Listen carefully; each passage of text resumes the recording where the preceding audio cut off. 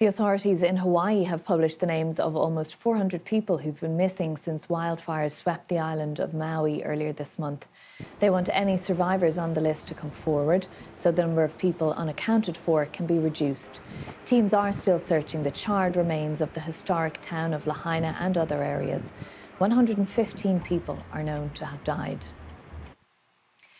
Canada is experiencing its worst wildfire season on record.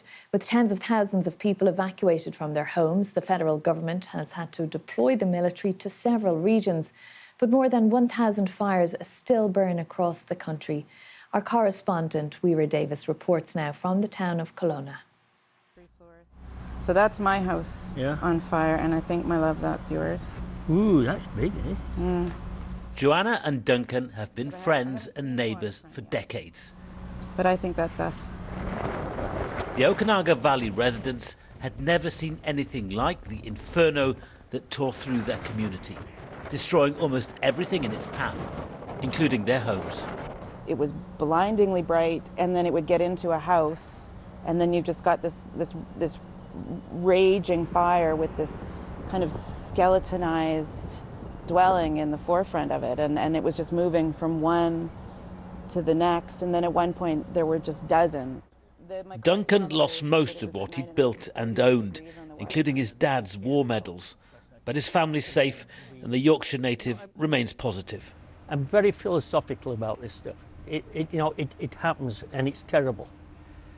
In my case, I wish that I had thought it through better to get stuff out and put it in. I mean, I've got a pickup truck, for God's sake.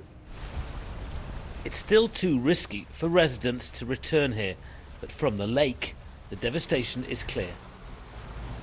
This shows just how indiscriminate these forest fires are.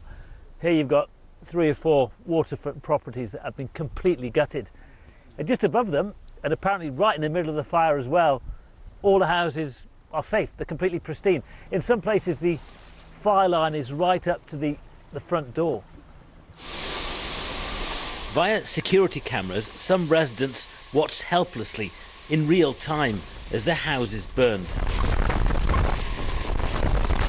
Others witnessed firefighters saving their properties. It's a testament to local rescue services that no lives were lost. Yeah, there were situations where our staff were surrounded on all sides by fire, and they would not like me to tell you they were trapped. There's no question it's been dangerous. Like, we saw fire behavior, winds that ripped trees out by their roots and just laid them down like toothpicks. On a visit to a local evacuation centre, I asked the regional premier, David Eby, if he thought climate change might be to blame for the record number of wildfires. I think that without a doubt, the ferocity of the fires, the extent of the burning, the historic nature of the forest fires we're seeing, not just here in British Columbia, just devastating fires that are clearly linked to human-caused climate change.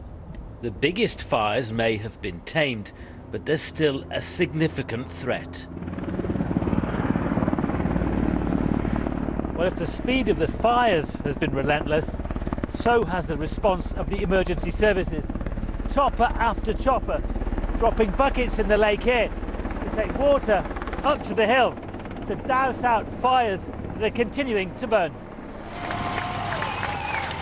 This crisis has undoubtedly strengthened the bond between the fire crews and a grateful public, but most here expect these events to become much more common in the future. Weira Davis, BBC News, Kelowna.